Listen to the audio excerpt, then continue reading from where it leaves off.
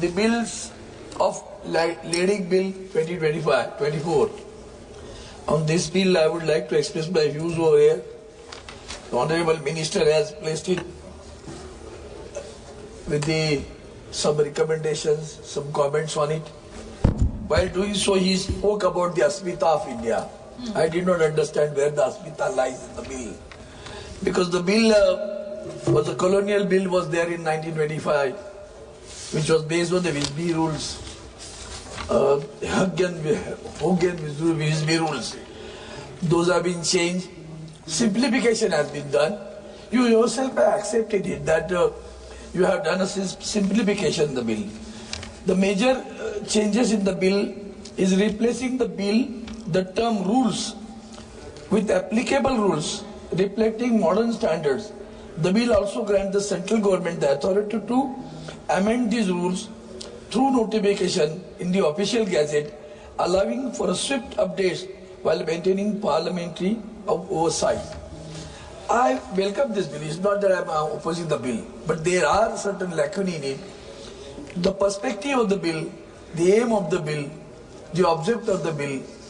While doing so, do we look at the fact, what is happening practically?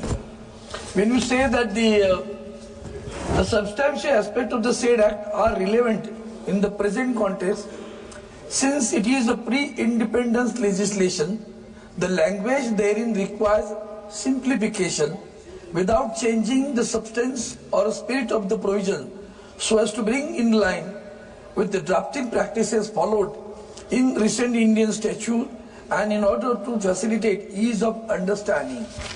With the ease of understanding and ease of business, there are two terms are different little bit, I feel.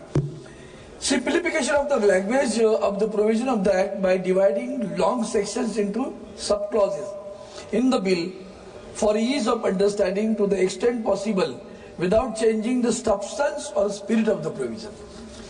The fact that you have not changed the spirit, not the structure also, not the substance also. So what is the change in it? And what for it has been brought? Just for the sake of that, it was a colonial bill. Now Indian government is bringing this bill. So therefore the Asmita is coming in your mind. I don't know where the Asmita is lying in this. But the fact remains, sir, some of the clauses when you say that right of stoppage of transit or claims for a freight not to be affected. Now right of stoppage of in transit, the pirates are also stopping it. What is the provision to protect that? Something has to be seen in any port. The jurisdiction of the sea miles is given to the state government. Certain level, certain areas, certain kilometers the state government will control. Beyond that, the central government will control. International border also comes in. It happens in the case of the fishermen also. But now the case is that stoppage, when you want to do the stoppage, any right of stoppage in transit or any right to claim freight against the original shipper or owner, any liability of the consignee or endorsee by reason or in consequences of his being such a consignee or endorsee or of his receipt of the goods by reason or the inconsequences of such consignment or endorsement. Again, this is not a simpler language. When you said you wanted to simplify, it is not simplifying it. It is creating more confusion. So let us be very simple on this thing. And the most dangerous part of it is, as far as I am concerned, I feel that the central government may give such direction as may deem necessary for carrying out all or any of the provisions of this Act. Now there lies the issue. There it is challenging to the federal structure of the country. It's my opinion, because we have a maritime board in the state. Now what will happen to the maritime boards in the state? You want to do something good. The loading is done at one port, the unloading will be done at the other port. In between the transit is there. In transit, I have said about the pirates also. Now once it arrives over here, what exactly we are going to, the consignee will be, our endorsee will be responsible for suit and everything. That is correct. That's the correct provision. But the fact remains, sir, when you want to do this, you have to have a good ports. and have to have a maritime board which is functional at the state level. Now, that maritime board should take care of what exactly the central government wants or you want it through this bill, whether that maritime board is going to carry that responsibility or not. Who is going to carry it? Central government. Or central government will monitor it or give a directive to the maritime board. Or you are going to make a maritime board non-functional. That answer has to be given by the minister. I feel it is a rather very evasive action of the central government in the maritime board of the state government. Now, as far as Mumbai and Maharashtra is concerned, you are well aware, you come many times in Mumbai. The Mumbai port was the best port of the country. Of late, you have gone for a ward one. There is opposition, strong opposition, resentment is there, strong opposition, the agitations are going on. I do not want to politicize the issue over here.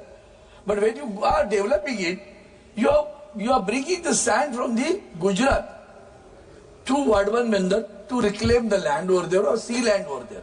Okay, good. Why not from Mumbai port? If you do it, the draft of the Mumbai port will increase automatically. You need sand. You bring it. The dredging has not been done. The stilting has not been done for a long years. When I am demanding it for last 10 years in this parliament, you people are not doing it. Why not do? Why you are not doing this, sir? And where from this business will go? Where it will go? Not Mumbai port. What one will come? It will take some time. Okay? For whom you are doing it? $1 million question. Everyone knows who are holding the ports now. And therefore, while doing so, I with a folded hand request you, don't ignore Mumbai. Don't have a revengeful action. Mumbai is not only ours. Mumbai is the country's port. Mumbai is the capital, financial capital of the country. The business goes in Mumbai. Don't ignore Mumbai port. The dredging could have been done easily by when you want to reclaim the land at Vadwan. Dredging, the sand should have been taken from Mumbai port and should have been brought over here. It is not being done, and I feel with the bill, the intentions are good, the simplification is good. It's not a question of Asmita, it's a question of business itself. To make a ease of business, these provisions are there, I can understand that. But I expect you, at least Sonowalji, during your tenure, as you are taking some right steps, some policy, in additional policy I'll tell you. Now the encroachment is, you have given some, Mr. Shankar is the secretary I think over there with your department. He has given some optimistic answer to me now because the encroachments which are there on the port had to be removed and they should be rehabilitated. There also we have to go for a policy. If you are going to do the ease of business, that also is hampering. So that also has to be thought that you have moved a bit in this direction. I with full delight say thanks to that, but we'll have to come to a final achievement by rehabilitating those people who are residing over there. That should also be done. The Mumbai port should be taken up. You must give a priority for the redevelopment of the Mumbai port. Sir, thank you so much, sir. Thank you so much.